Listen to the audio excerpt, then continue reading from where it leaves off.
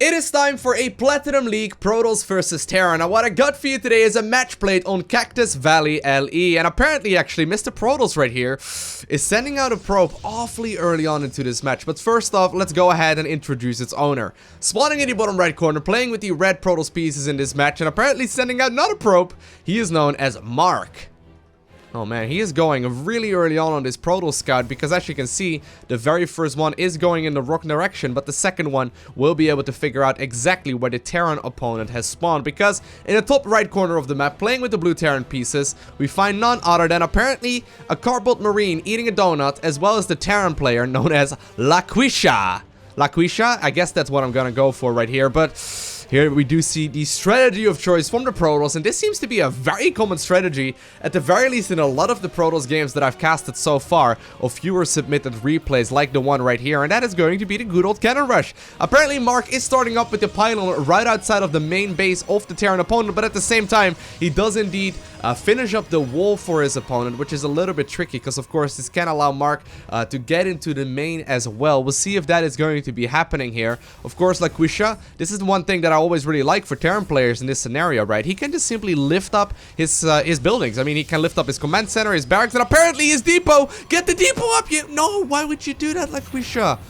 Ooh, that is not a very nice thing at all, and apparently that also now allows Mark to get that second cannon up inside of the main base of the of the Terran rather, and indeed this will immediately force the liftoff on that barracks, because LowkoTV will have to defend against all of this aggression. Gas guys are being taken out as well, but still LowkoTV can just simply lift up and get him out of there, right? Which is always the one thing that we need to keep in mind here. LowkoTV has decided that apparently he's gonna go for another depot here first off. Still no orbital command, which I probably would think is the most important building at this point in the game, just because the mule mines for so many resources. And Mark says, thanks for opening the door. Mark, you're a jerk. Did you know that? You can't say that. Apparently Mark, though, is already feeling his sweet ladder points, and he follows it up with a smart move as well. LOL. No LOL just yet, but I wouldn't be surprised of that at this point in the game, because LowkoTV is definitely in a bit of a scary position. Now, he may be able to pick up that probe that has been building all of these buildings, but so far, this new photon cannon in the main base will be a threat, and he's decided to turn around and start shooing away at that thing here first and foremost. But still, this is going to be a very tricky one. LowkoTV is going to have to get on out of there eventually. Apparently, that Reaper also ends up falling, and the Marine really badly wanted to die too, but sadly for him, he will have to live for a little while longer. But at the very least, he also got that donut-eating cardboard Marine right there at the very front of his shoulder patch, I suppose. Regardless, though, photon cannon once again going up in the main base, and tons more production being added on here by LowkoTV. Still not adding on that orbital command. I would really have liked to see that. Here's the golden rule, Terran players. Always make your orbital commands, okay? Mules basically mine for about 6 SCVs at once. It's super valuable. You should really be getting it as early as you possibly can. It pays for itself with literally just a single mule when it mines out fully. Regardless, though, the photon cannons are not quite done just yet. You gotta keep in mind, Protoss is practically all in here. If you have a look at the other end of the map, there is indeed a single gateway up, and he is starting to produce a cyber core right now, as well as a zealot. But still, this is not going to be easy. But I'm pretty sure that these cannons here will be in range of the command center, and while eventually we do see that orbital command go down, I think that Protoss will have to get on out of there, or rather Terran will have to get on out of there, because he will not be able to make his... Oh man, look at that Marine there as well. He got massacred. But he will not be able to get on out of there if he keeps on playing like this. And I mean, yes, if he's are idle, they're making a run for it. None of them have been loaded up into the orbital command or the command center, but regardless, some of them will end up dying. But a lot of them actually make it out of there. That was actually surprisingly good, all things considered. And Mark, while having a ton of units up in the main base of his opponent, will eventually have to figure out here as well what his follow-up is going to be. The SCVs, in the meanwhile, moving across the map. There is at the same time a whole lot of zealots already on the other end of the map, as well as a third one being produced now. Mark, however, getting himself a ton of gas. Not sure what he's going to be spending that on. But regardless, LowkoTV has not quite figured out yet where his opponent has spawned, but he has decided that he's going to lift up all of his buildings and lend them over to what I guess would have been his fourth or his 5th base location. LowkoTV will be able to start mining there, and Protoss has not quite figured this out just yet. Of course, a single SCV still trying to get on out of there as well, but Mark, he's gonna have to follow this up with something else. I mean, did Reaper eventually manage to get in there? He will be able to start dealing some damage here to the probes. Nice little bit of micro actually here, very nicely done. One of the probes will end up falling, although there is now a Reaper as well ready to start dealing some damage, so that Reaper will need to be controlled for a little while longer. But regardless, at the same time, there's once again some mining going on here. There's still quite a bit of income here for LowkoTV, and those double mules will actually give him a reasonably good economy. You gotta keep in mind here that while the income will be heavily in favor here for the Terran while those mules are up, supply-wise, Protoss is still very far ahead, right? The Protoss cannon rush here turned out to be very efficient, but so many resources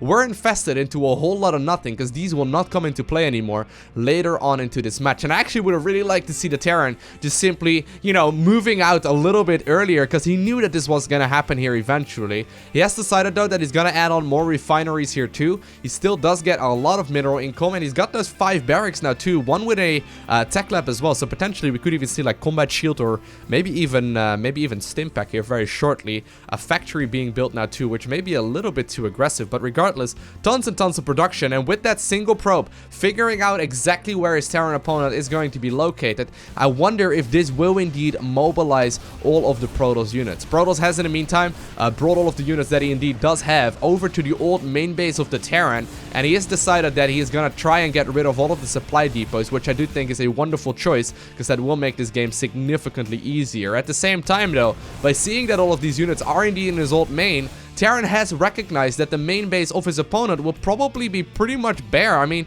there is indeed a single Stalker that's now also moving across the map, but still, these Reapers can do a whole lot of work.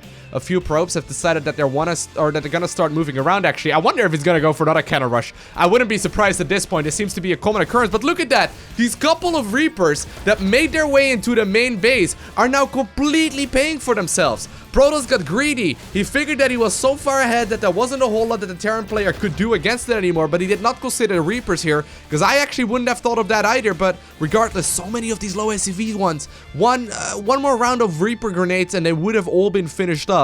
Regardless though, supply counts are once again looking pretty even, and while LowkoTV is currently supply blocked for the time being, and he has yet to realize that, I mean, all of his depots got killed off in the main base, he is building himself another tech lab as well on that siege tank. But here we go, Mark once again going for it.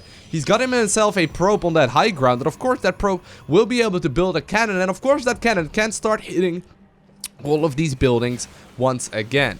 Still though, I'm a little bit worried here. Terran has still not realized that he is indeed supply blocked, and he doesn't have that many units. His minerals are starting to go really high up at this point. I mean, he's already banking over 1,000 resources. Finally, he does realize that he's gonna need some of these units, but does it really matter? I mean, as far as the worker counts go, Terran is actually ahead, and while there is indeed a second expansion now available as well for Protoss, if he manages to do a significant amounts of damage here to the Protoss units with that beautiful kiting back, I think this will actually be enough. But you gotta keep in mind, Mark's still building those cannons up on the high ground as well. There are also a whole lot of Stalkers here. A couple of the Stalkers are in the back, not quite target firing down the Marines, but at the same time, LowkoTV is indeed trying to target fire down to the best of his abilities. Nice micro back there by the Protoss player, and with those cannons finished up in the main base, I wonder how this one will turn out, because of course, that supply block ended up hurting the Terran player a lot. But you still have to keep in mind that these Terran units will spawn right in the middle of battle, and on top of that, a siege tank is just about to join this fight as well. And while that cannon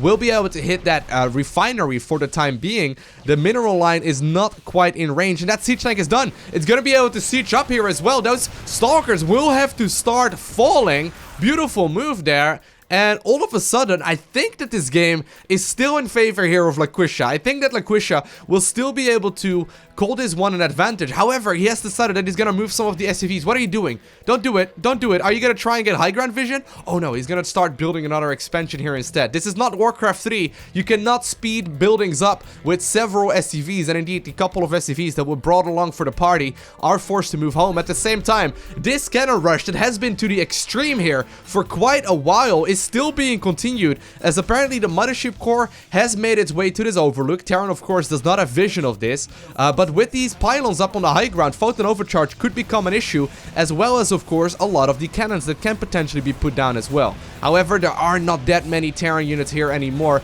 but I think there are still plenty to get rid of that mothership core. And while that single pylon might delay the Terran here for a little while, and while Protoss is still mining on the other end of the map with a nice little bit of walking around here from LowkoTV, and look at that, man, that cannon rush is brought to the extreme. With that cannon rush still continuing onwards and the photon overcharge, this is still turning out to be a really close match. Once more, this may very well force the liftoff. Cannons going down. Scan, however, will be available very shortly on that high ground. A lot of the Protoss units, however, do start falling. That was the last of the photon overcharges, and I think there are actually enough Terran forces now to get rid of the last of these buildings for the Protoss on this end of the map. New command center has just finished up, and let's have a quick look at what the Protoss has got to follow this up. LowkoTV with the counter BM telling his opponent sad. I don't know exactly if he's quoting a famous politician, but regardless,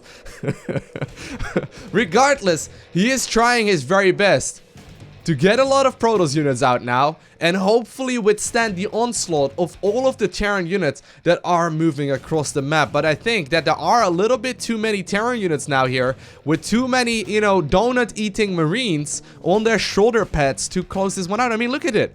There are so many units here. Yes, we do see that Stargate producing an Oracle as well, but there is very little gateway production. I don't even know if we've got the warp gate upgrade done at this point. It looks like that is not going to be the case. Stimpack smartly not being used just yet. Very nicely done, actually. I like that one a lot. But with that single Oracle, there is no way that there is actually going to be enough. And apparently Mark has recognized this as well. Instead, he has decided that he will move across the map. But still, so many Marines are being produced that I think by the time he gets there, there will be more than enough defenses to deal with that single Oracle. Nice little move there to try and not use the all-army hotkey. However, LowkoTV, I think you can just close out the game, my man. There's not a whole lot of production anymore here for the Protoss player. And while indeed there are still cannons going up somehow on the other end of the map, and Mark is desperately producing pylons, and actually there's one Oracle. I didn't think it would do a lot of damage, but it's ranking in so many kills, 15 already, and all of the Marines will actually end up, I guess the Marines moved across or something. So much of the production ended up falling, but still, sometimes StarCraft 2 is just a numbers game, and if I look at this fight objectively, there are just simply too many Marines. I mean, there's no way that one Oracle would have been able to kill all of this if these Marines did not move out across the map upon getting spotted.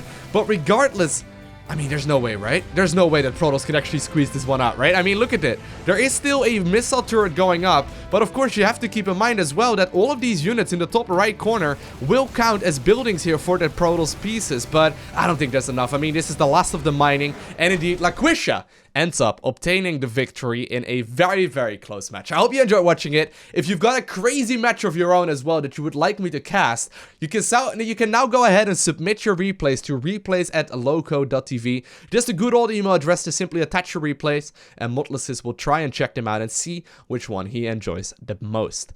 I hope now, though, for the moment, that you enjoyed watching this game. If you did, do make sure you hit that subscribe button so you get a notification as soon as I upload more. And while you're at it, you can also follow me on Twitter, Instagram, and Facebook. Links are down below. I want to thank you for watching. Have an amazing day. Do not forget to smile, alright? And I will see you in the next one.